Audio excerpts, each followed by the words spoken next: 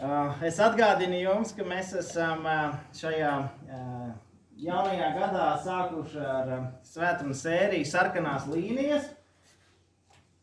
Un tā ir veltīta tā sauktiem baušļiem.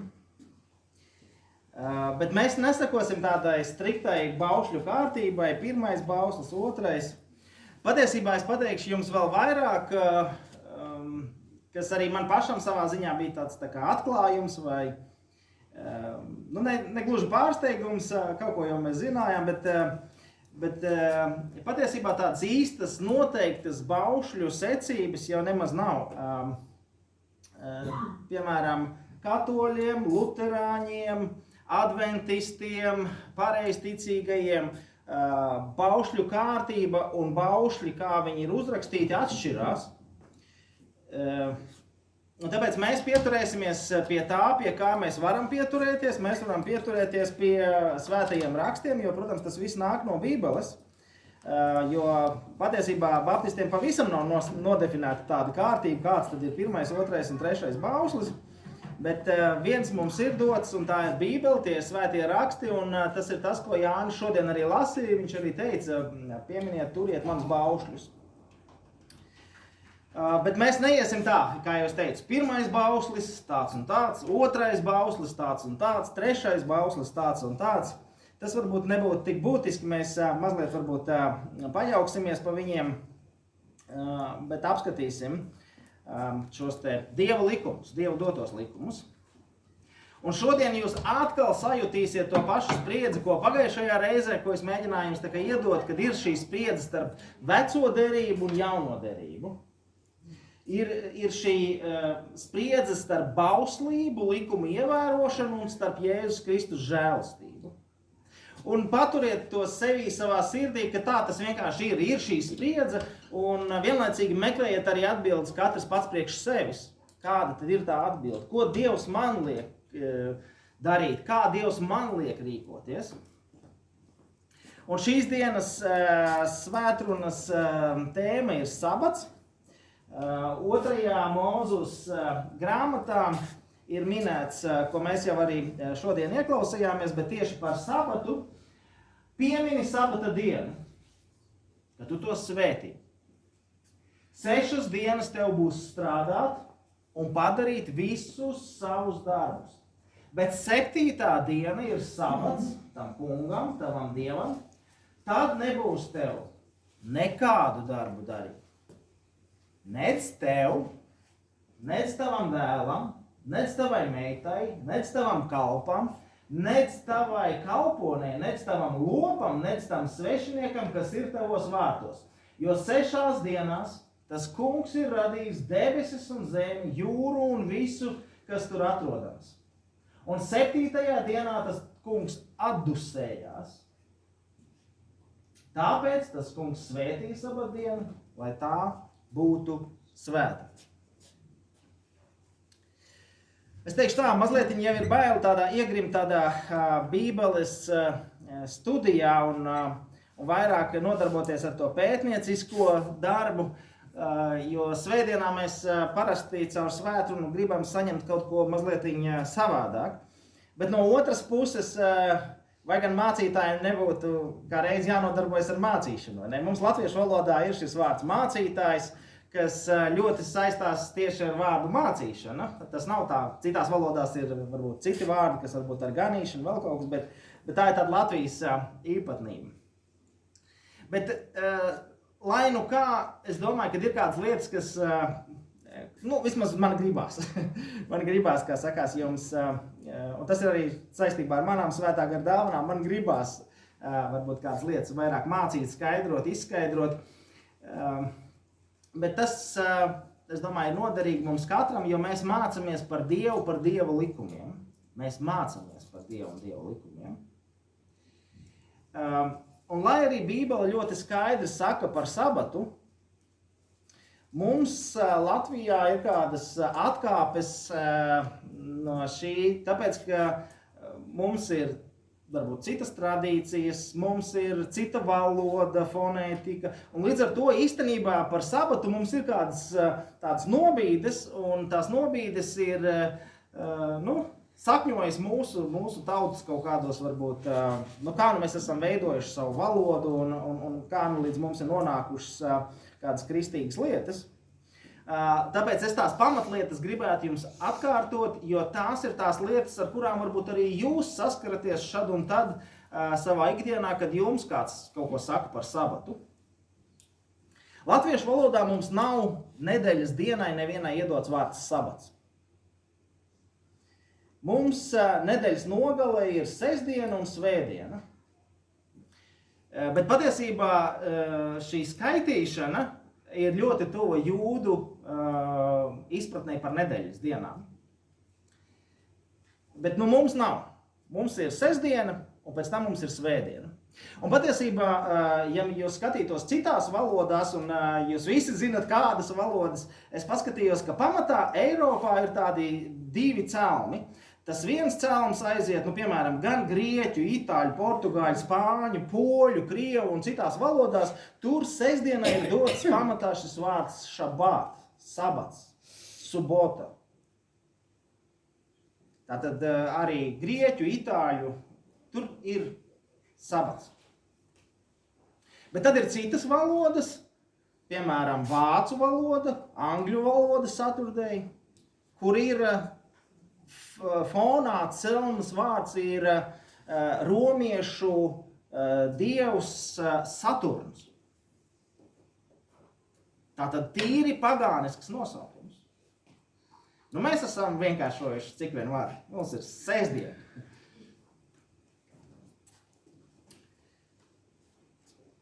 Tas otrs jautājums, es domāju, ar ko jūs varbūt arī esat saskārušies. Tu uztaisīsim aptauju, vai esat saskārušies vai nē. Vai sabats ir sestdiena vai svētdiena? Kā ir? Jūs esat kādreiz saskārušies ar šādu jautājumu, vai strīdi varbūt ar kādu ir bijuši? Kad tad ir sabats īstais? Sestdienā vai svētdienā? Ja, kādi krāti galvas? Varbūt esat strīdējušies? Kāds ir strīdējies? Nē, strīdējušies nav. Bet vai jūs kāds ir pārliecinājis? Ir mēģināts, ja?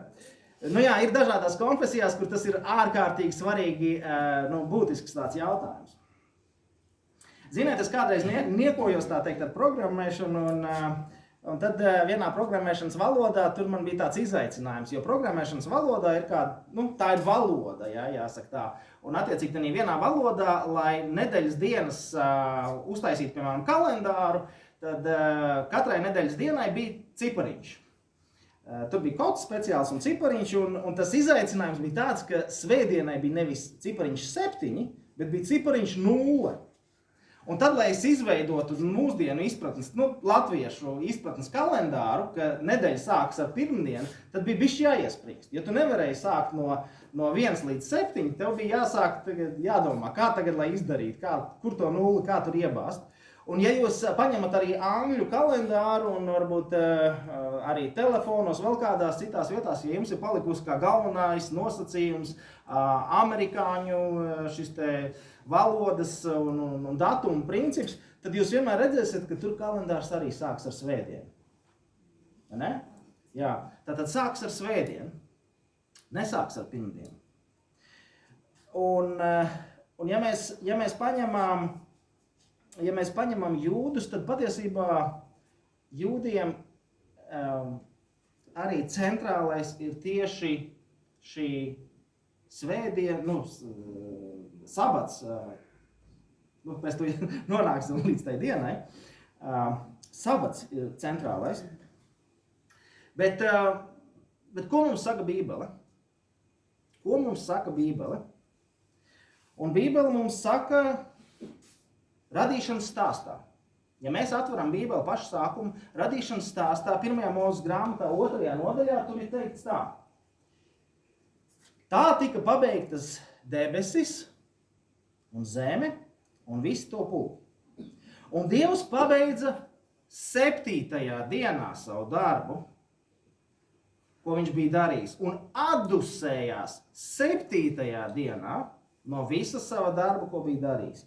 Un Dievs svētīja 7. dienu un iesvētīja to, jo viņš tanī atdusējās no visa sava darba, ko radīdams bija darījis. Tātad patiesībā, ja jūs kāds iemāna šajās viltīgajā strīdā vai 6. vai 7. diena, tad šeit mēs skaidri un gaiši redzam, sabats ir 7. diena. Patiesībā mūsu starpā, kristiešu starpā atkrist veselu kaudzi strīdu, ja mēs saprastu, ka sabats ir 7. diena. Te ir tikai atšķirība tā, ar kuru dienu mēs sākam skaitīt. Vai mēs sākam skaitīt ar pirmdienu, vai mēs sākam skaitīt ar svētdienu. Bet īstenībā 7. diena ir sabats. Dievs 6 dienas strādāja, 6 dienās radīja pasauli un 7. dienā atdusējās. Tas būtu skaidrs. Un tagad es pārbaudīšu jūsu senebreju valodas zināšanas. Ticiet man, jums visiem ir. Es jums uzvedinošu jautājumu pajautāšu. Kā jūs domājat, šeit, 1. Mūzes grāmatā, kur tas ir rakstīts, kāds vārds ir lietots atdusējās? Atdusējās. Mums latviski ir rakstīts atdusējās vai atpūtās. Kā jūs domājat, kāds ir senebreju vārds? Šabāt. Sabats.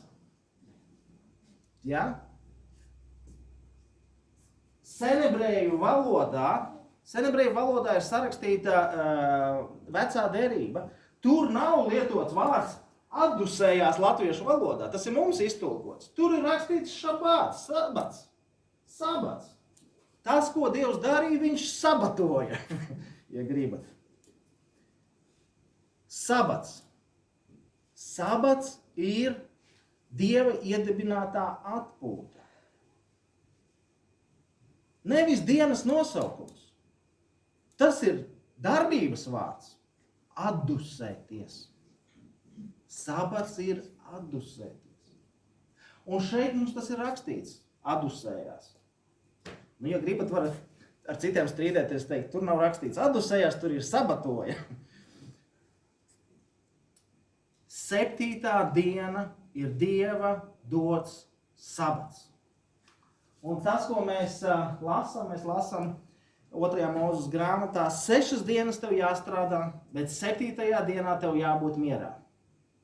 Un tad tas lielākais izaicinājums, es domāju, mums visiem, arī man, ir tas turpinājums, arī āramā un pļaujamā laikā tev jāietur miers. Man liekas, tā ir tā lielākā spriedze mums visiem. Ir jau viegli atpūsties tad, ja tev nekas nav jādara. Bet ir ļoti grūti atpūsties tad, ja tev kaut kas ir jādara, ja tev spiež kaut ko. Redziet, jūdiem visa šī skaitīšanas sistēma rotēja ap sabatu. Un tāpēc es saku, mums latviešu valodā ir ļoti līdzīgi. Varbūt tās dienas tik tiešām ir ar nobīdi, bet jūdiem bija 1. diena pēc sabata, 2. diena pēc sabata, 3. diena, 4. diena, 5. diena. Tad ir diena pirms sabata un sabats. Un atkal 1. diena pēc 2., 3., 4., 5. diena pirms sabata un sabats. Un ja jūs gribat vēl vairāk sarežģīt savu galvu, un ja kāds ar jums strīdās, tad atcerieties to, ka jūdi skaitīja dienu no saulrieta, nevis saulēta. Diena beidzās mūsu izpratnē, diena sākās viņu izpratnē. Un tagad lieldienās mēs arī domāsim par Jēzus Kristus piesišanu krustā, par sabatu. Un tad mēs sapratīsim, ka tas, kas tur notika, tik tiešām ir tradīcijā balstās. Tur viss apstājās. Tur bija steidzīgi jārauj Jēzus Kristus no krusta un jābāž iekšā kapā, jo nāks sabats, neko nedrīkst darīt, nedrīkst pieskarties, nedrīkst strādāt un tā tālāk. Un tāpēc mēs sakam klusā sestdiena. Tāpēc, ka tanī iestājās sabats. Es reiz skatījos tādu, principā mūsdienu video, un es nevarēju atrast vēlreiz. Es zinu, ka viņš YouTube ir, bet es nevarēju atrast, nevarēju atslēgas vārdus ierakstīt, es nezināju ko. Bet es skatījos vienu video, tur bija tādi ortodoksālie jūdi saucamie. Ziniet, tie viscaur melnā, ar tādām bārdiņām, bieži vien pat tāds izplūkāts tās bārdiņas, tādas sajūta, tādām melnām cepurēm, un dažiem ir tādas pavisam tādas, ja viņiem nosaukumi tur speciāli. Un tad ar tādām šķipsniņām, te maleņām, ja? Zinat, par ko es runāju, vai ne? Un patiesībā tas viss ir bauslībā rakstīts. Tas nav viņu tikai izdomāts, jo 3. Mūzes grāmatā, ja runājot par bauslību, jums nebūs apaļi apcirt galvas matus, nedz apgriezt savu bārdu. Ja? Es varētu teikt, man vairāk neaug, ja? Tie būtu meli, ja? Es kaut kur tuvojos, jāsaka tā. Šeit man ir apcirps gar malām, ja? Tātad es neievēroju bauslību. Šeit vajadzētu turpināt audzēt. Te ir runa par to, cik principiāli mēs pieejam baušļiem. Cik principiāli mēs pieejam katram likumam. Re, kur ir likums? Nevajag apcirpt matu galus. Un tad ir vienkārši izdomāts, ka te var cirpt, bet te nē. Bet tas, ko es redzēju tanī video, savā ziņā mani pārsteidza. Un tas, ko es redzēju, ka šie mūsdienu jūdi, pieņemsim, tas ir pēdējo 10 gadu varbūt laikā, viņi pirms sabata viņi staigāja apkārt un viņi metās virsū tirgotājiem. Viņi gāja klāt un bļāva virsū, ir sabats, tuvojas sabats, slēdz ciet, ko tu te dari, ar ko tu nodarbojies, vai tu nesaproti, ka Dievs dēļ tevī mūs sūtīs ellē un tā tālāk. Un viņi tā staigāja apkārt un vienkārši brutāli, es neredzēju, ka tur gāstu galdus apkārt, un tādu vardarbību es neredzēju, bet viņi gāja virsū, vienkārši uzbruka praktiski tiem cilvēkiem, tirgotājiem, kā tu uzdrošinies, ir Dieva likums, kas tu pa jūdu, tu nedrīkst to darīt. Un to spriedzes tie cilvēki, protams, neizturēja un vāc tās mantiņas kopā un slēdz to bodīt ciet. Un mētājās tur rokām, kā tu tā vari, kas tu pa jūdu, kas tavi vecāki, no kurienes tu vispār nāc, ka tu vari tā uzvesties. Un tad es skatījos vēl kaut kādas senākas video, tos es atradu, kur īstenībā šie ortodoksālie jūdi, es teiktu, tūkstošiem iznāca ielās, protestēja, tur bija policija, armija, un viņi protestēja pret to, kad sabatā atver kādas tur autostāvvietas vai ko tur, ja, ir jābūt klusumam, mieram. Un viņi, kā kārtīgi jūdi, bauslības ievērotāji, viņi cīnījās par likumu ievērošanu.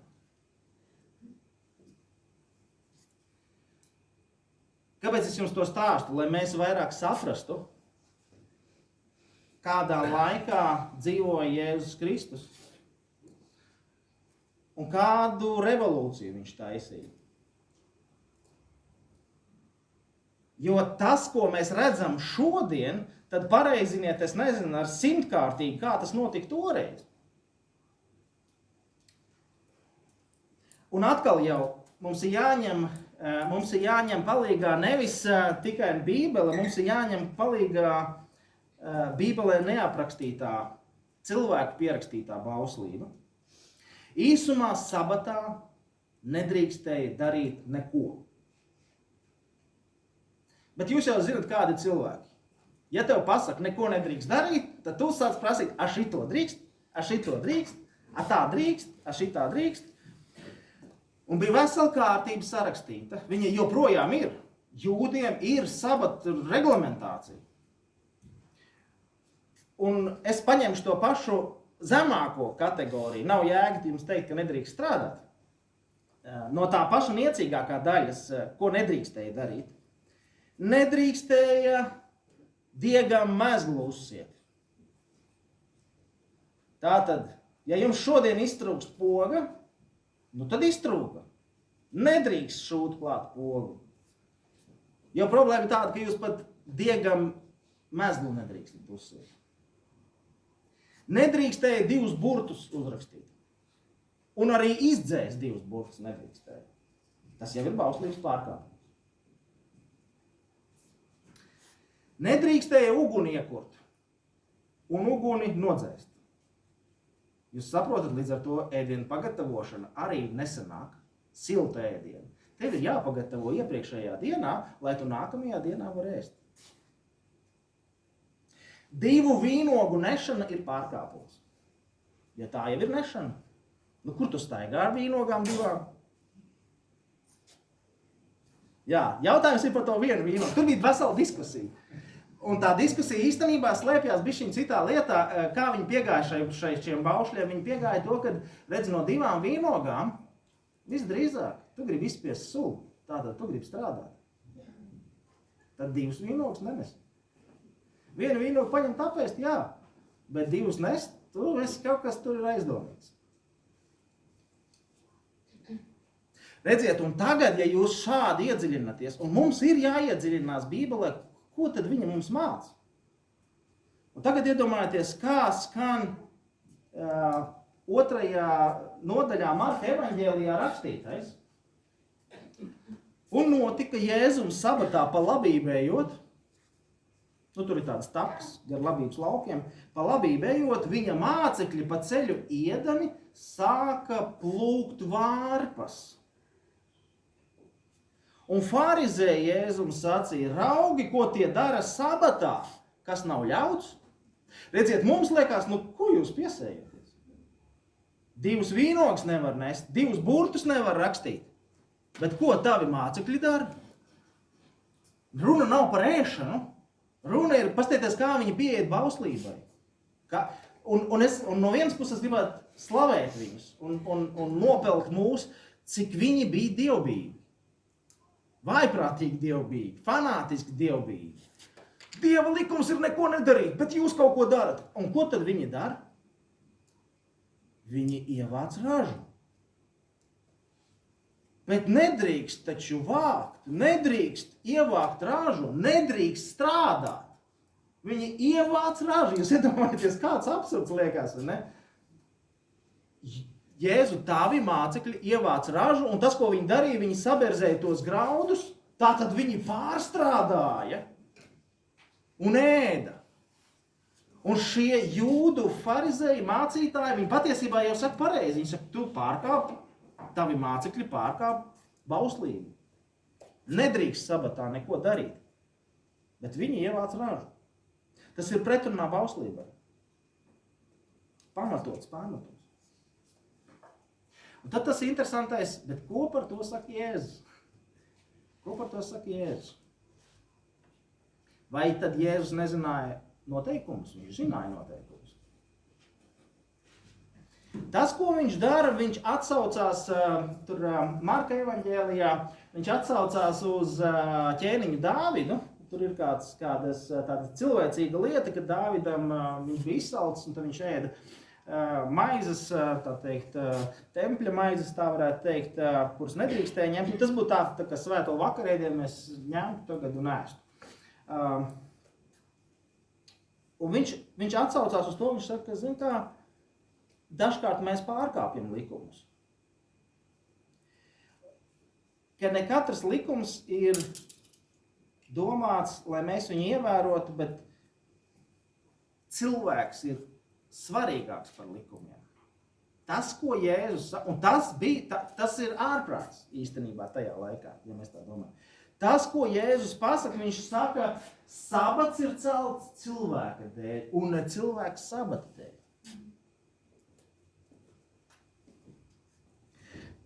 Jēzus pasaka, un tad viņam vēl tur ir atkarībā no evaņģēlija, viņš patiesībā pasaka, ka cilvēks ir augstāks par likumiem. Nu, ne tādā ziņā, ka tas nenozīmē, ka cilvēkam nav jāievēro likumi, bet tas nozīmē, ka ir situācijas, kad likumu pārkāpt drīkst un var, un pat varbūt vajag, tāpēc, ka cilvēkam ir svarīgi, cilvēks ir vērtīgāks. Cilvēks ir vērtīgāks par jebkuru likumu. Mēs arī mūsdienu pasaulē zinām, mēs dažkārt zinām, ir tiesa notiek, un tad mēs sakam, tas nav taisnīgs sods, vai nav notikusi taisnība. Tiesa nav iztiesājusi taisnīgi, bet pēc likuma ir pareizi. Mēs visi zinām tādas situācijas politikā, sevišķi, un mēs sakam, tādi likumi. Un tas, ko dara Jēzus, viņš saka, cilvēks un pēc viņa mēs varam teikt svētā gara laikā, svētā gara likumi, jāsaka tā, ierakstītie mūsu sirdīs, viņi ir augstāki un svarīgāki par tādu likumdošanu. Un tajā pašā laikā, kur mums ir šī spriedze, ne? Tad kas tad notiek? Vai tad Jēzus atceļ veco derību? Vai Jēzus atceļ baušļus? Vai Jēzus pasaka, ka sabatu nevajag vispār atzīmēt un svinēt un par viņu domāt? Kur mums ir tā spriedze, un tas grūtākais, tas trakākais, man liekas, mums pašiem katram ir jātiek ar šo skaidrībā. Un, protams, mums kā draudzēji mēs veidojam to mūsu kopējo izpratni par sabatu, par svētdienu, es gribētu tomēr lietot vārdu. Mums ir jāsaprot, tad kā tad ir. Ja? Vai Jēzus nonāk pretrunā? Nu, iekšēji kaut kur ir šī sajūta, ka Jēzus nonāk pretrunā. Es gribētu pajautāt katram no jums, un tāda retorisks jautājums, kur jūs paši varat padomāt. Kas ir tas arguments, tas motīvs jums ievērot kādus likumus, tradīcijas? Vienu bausli ievēro, citu bausli neievēro. Vienam es sekoju, vienam es nesekoju. Jo iekšēji jums noteikti ir kādreiz šis jautājums, vai ne? Nu, mēs nonāksim līdz zakšanai, tad mēs visi sapratīsim, ka mēs esam zagļi. Kaut kur mēs teiksim, to var zakt un to nevar zakt. Ja mēs parasti sakam vēl labāk, mēs sakam, tā jau nav zakšana. Ja? Kas ir tās iekšējās lietas, kur mēs sakam, te jā un te nē? Bet tas, ko dara Jēzus, viņš atceļ likumu varu pār mums. Tāpēc mēs sakam, ka Jēzus Kristus ir šis glābējs. Jēzus Kristus ir mūsu advokāts, mūsu aizstāvs Dieva priekšā. Viņš atceļ likuma varu pār mums. Pāvils Galatiešiem to skaidro šādi, bet ir skaidrs, ka ar bauslību neviens netop taisnots Dieva priekšā. Redziet, viņu laikā, kāpēc tie farizēji, kāpēc tie jūdi joprojām tik šausmīgi pieturās skrupulozi? Likumā rakstīts, kad ir jātur šeit tie mati, nu tad ir jātur. Tāpēc, ka viņi saprot to tā, ja likumā tā ir rakstīts, tad šo likumu ievērojot, es varu būt attaisnots Dieva priekšā. Savukārt, caur Jēzu Kristu mums nāk pilnīgi cita apziņa. Neviens likums tevi neattaisno Dievu priekšā. Un nevis tāpēc, ka neviens likums neattaisno. Tu vari mēģināt visus tos likumus ievērot, bet tas, ko Jēzus Kristus mums parādīs, caur arī baušļiem, mēs mēģināsim to mācīties, saprast, mēs nevaram izpildīt tos baušļus. Mēs kā cilvēki nevaram visas tās prasības izpildīt. Redz, ko pasaka Pāvils. Un tāpēc mums ir vajadzīgs Jēzus Kristus.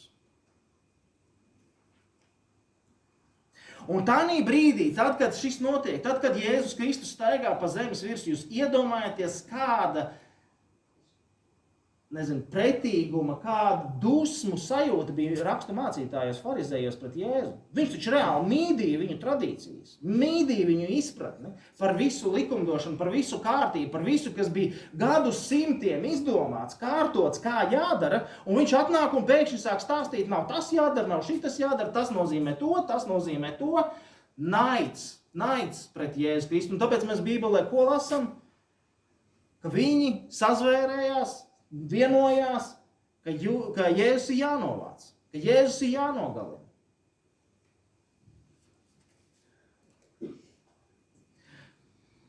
Bet atpakaļ pie sabata vai svētdienas mūsu gadījumā. Svētdiena nav nekā nedarīšana. Svētdiena nenozīmē, ka es vienkārši nestrādāju. Lai gan tā tas ir domāts. Nu, to mēs izlasījām, vai ne? Pat ne tikai tu, bet arī tavs kalps, un mēs tagad mūsdienās mums jāsaka domāt, un robots drīkst putekļi sūtnēs, vai nē? Un ja tu esi kārtīgs farizējs, tad tu pasaki Bībelē, nekas par robotu nav teikts.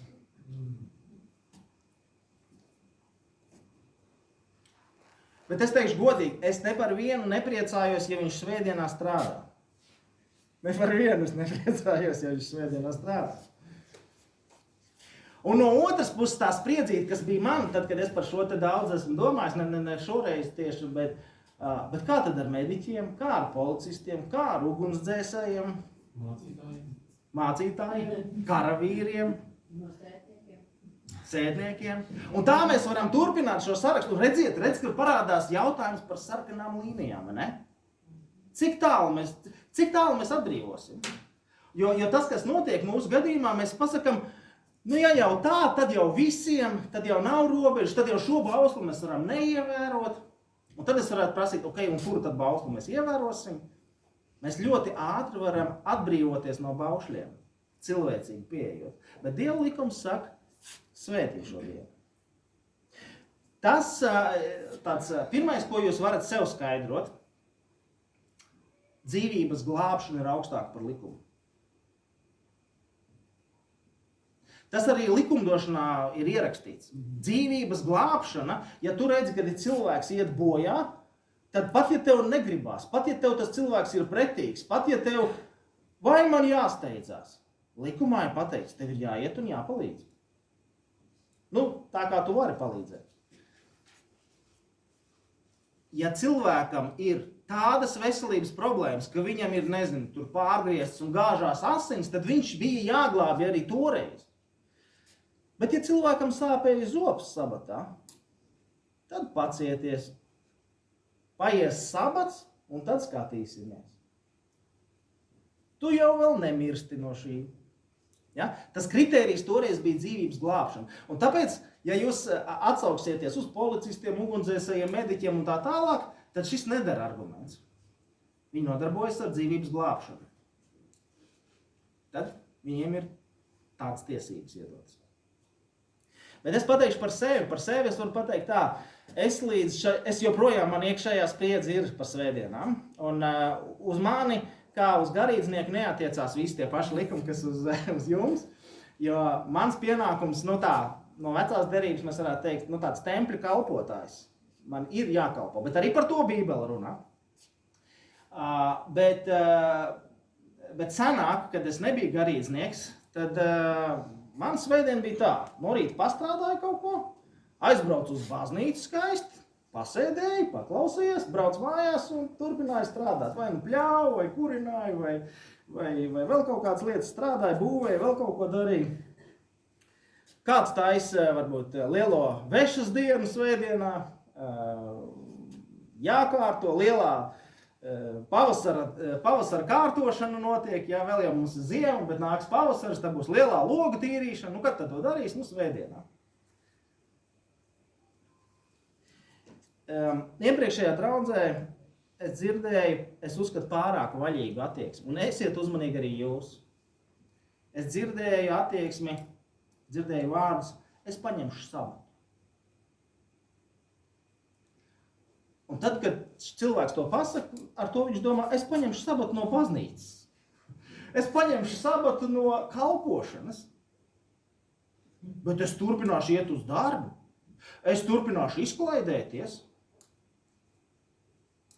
Tas nav sabats. Tas nav sabats. Patiesībā tas robežojas ar zaimošanu pret Dievu. Tas ir tā kā pateikt, es paņemšu atvaļinājumu no Dieva. Tas nav sabats. Patiesā sabatā, patiesā svētdienā mēs centrā noliekam Dievu. Patiesībā šis te likums arī, ko Jēzus Kristus saka, viņš saka par šo te, ka cilvēks, ne cilvēka dēļ sabats, ja, bet tas, ko Jēzus Kristus mums mēģina pateikt, viņš pasaka to, ka skaties, kā Dievs kļūst vadītājs tavā dzīvē. Un īstenībā, ja mēs tā pieejam, 6 dienas, mēs tā varam pārspīlēt, teikt, 6 dienas dari un kontrolē savu dzīvi pats, bet tad 7. dienā atstāja kontroli pār savu dzīvi Dievam.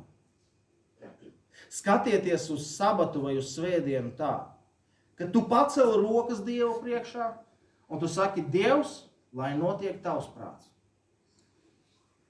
Es necentīšos atrisināt visas tās problēmas, kas man liekas, es varēšu atrisināt visas tās problēmas. Tikai uz maniem pleciem viss balstās. Svētdiena ir diena, kad centrā ir Dievs, un kad tu vienkārši paceli rokas un saki, es atstāju varu pār savu dzīvi, pār savu problēmu situāciju, pār savu, finanšu situāciju, pār savu veselības situāciju, pār vēl kaut kādu situāciju. Es atstāju varu Dievam. Dievs vadi šo dienu tu, lai notiek tavs prāts. Un es lūkšu tevi, es runāšu ar tevi, es domāšu par tevi, un es ļaušos, ka tu dari tā, kā tu uzskati, kā vajag šajā dienā. Redz, kas ir sabats. Sabats nav vienkārši brīvdiena. Sabats ir diena, kuras centrā ir Dievs. Mums tā ir svētdiena, kad tavas nedēļas centrā tu ieliec Dievu. Tu ļaujies Dievam. Un tas nozīmē bišķiņ nomierināties, bišķiņ attiet no visa.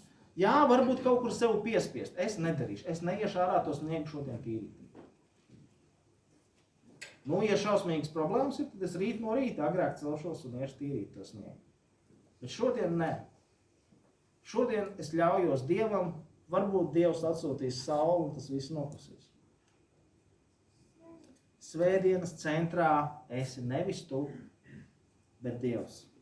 Jesajas grāmatā ir rakstīts, ka tu atturi savu kāju no sabata pārkāpšanas, kad tu atturi savu kāju no sabata pārkāpšanas un nedari manā svētā dienā pēc savas patikas, jūs padomājiet, cik dziļi pasaka Jesaja. Caur Jesaja runā Dievs, ka tu atturi. Tev gribās, bet tu atturies. Un kad tu nedari manā svētā dienā, Dievs saka, pēc savas patikas, tev ļoti gribētos, bet tu to nedari, bet nosauc dusmas dienu par svētu prieku. Un par tā kunga svēto dienu, un tu to turi godā, neizlietodams to saviem ceļiem, sava veikala nokārtošanai un tukšām valodām, tad tas kungs būs tavs prieks. Es tevi vadīšu zemes augstumos, un tev došu tavu tēva Jēkaba mantojumu, jo tā kunga mute tā ir runājusi.